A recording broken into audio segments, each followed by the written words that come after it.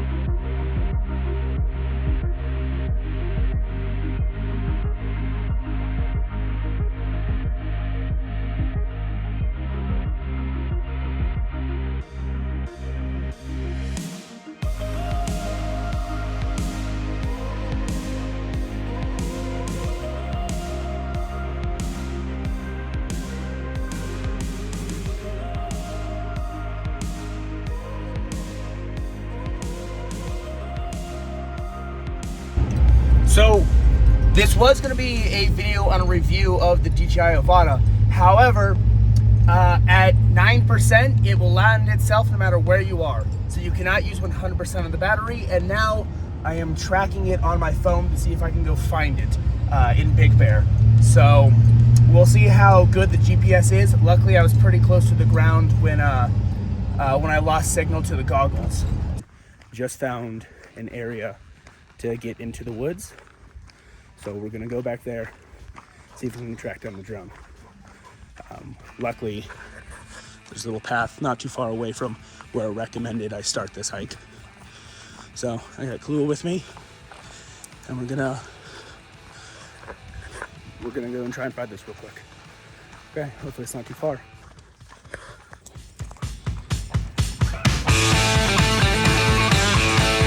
Very cool. Found a mountain biking trail.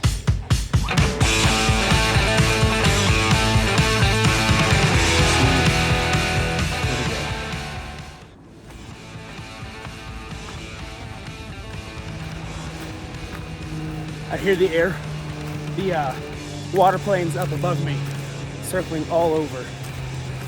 So, getting closer, and the blaze of the fire, that smoke is bright red.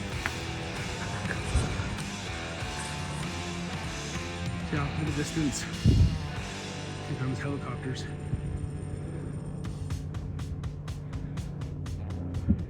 Okay, we're getting real close to where the pin drop is. Looks like it's right above this hill right here. So I remember being at the top. So Clue and I are gonna make our way all the way up there and see if I can activate a beeper on the drone. Hopefully there's still some battery life and it's still connected. I catch my breath.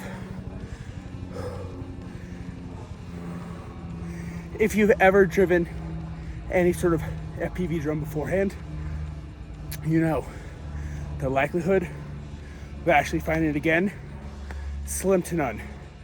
Well, nice, and I mean, that looks pretty darn good for just falling out of the sky. Let's see if it'll turn on. Oh. Not even a single broken propeller. Oh my goodness. Let's turn this back off. Okay. I'm gonna take it home, make sure everything's working. Camera, gimbal, everything. Okay. Let's go get you some water. No rest yet, downhill. Water's up the truck, girl. Come on.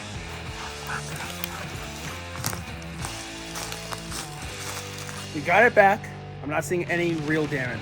So we're gonna go test it for the first time right now. It's the next day. The fire's still going on, so you can hear some of the airplanes and some of the helicopters flying above. But we won't get that high because, well, I mean, this thing isn't meant for that anyways.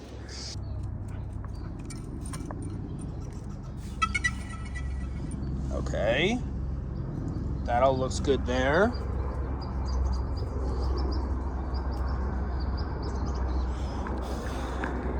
The screen is launching right now. It looks like motors are starting.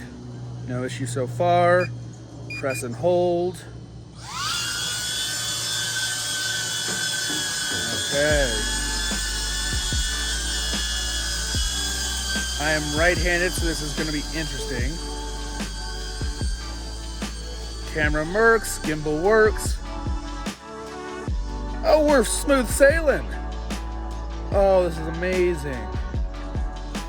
You know, if we would have been with any of the other ones that didn't have any of the air channels around the propellers, we might have had ourselves a bit of a problem. But the durability on this, I'm giving this a 5 out of 5. It is way beyond my expectations of what would happen if it got crashed. And I've hit this thing a few times in the last couple days testing it. Okay. Cool, going through some trees right now. Testing. Perfect. Okay, one of the things that really does bother me is that there's no kit with the controller. So if you're looking to do any acrobatics or anything that you typically would do with the DJI or have full manual controls, that doesn't come stock out of the box, which I think was a very poor choice. However, for people who are not that good at flying, and this is going to be their first drone, this really does make it way, way, way easier for them to really just have novice skills, get in there and absolutely fly and hit some pretty good gaps. So I can understand part of what they were trying to do. I don't like it. I wish that there was kits for everyone. I did go out and get the remote as well, just because when I'm used to flying my other FPV drones, the ability to go ahead and just barrel roll or do a backflip over a bridge is part of the exhilaration that I'm kind of looking for and creates a real unique experience, not only for the driver, but also for the viewer, or the flyer and the viewer. But right now I'm in a forest. Connectivity is pretty good. I'm not that far away, but definitely farther than any of my other drones would fly.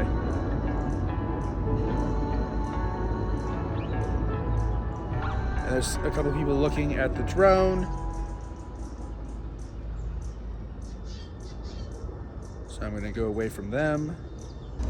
Everything works. It took a spill really well. So connectivity and durability are definitely some of the strong suits, especially if you're looking for either adding an FPV drone or your first FPV drone.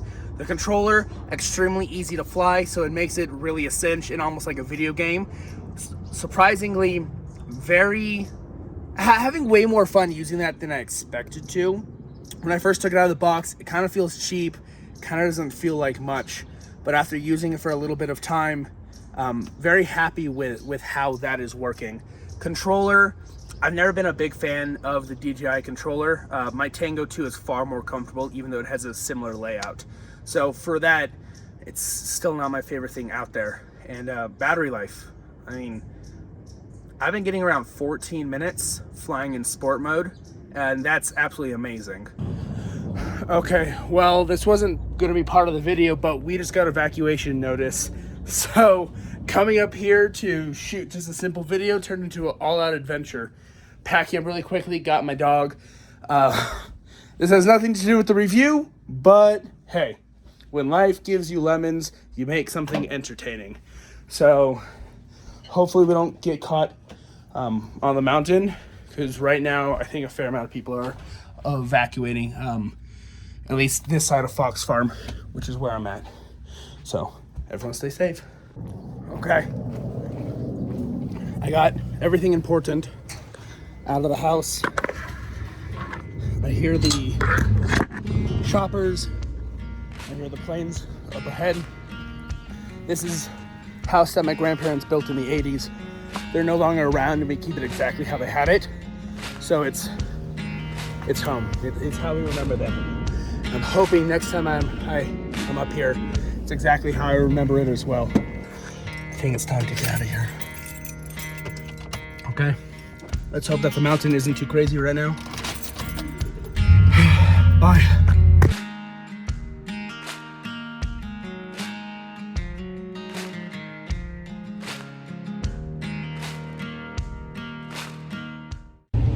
So luckily, Labor Day weekend is over, so probably 85% of the people are already outside of the city, which is a good thing. I'm seeing a little bit of flames over in Moonridge, which is a mile, maybe a mile and a half from my cabin up here. But I know everyone on my street, their garages were open and they had suitcases being piled into their cars.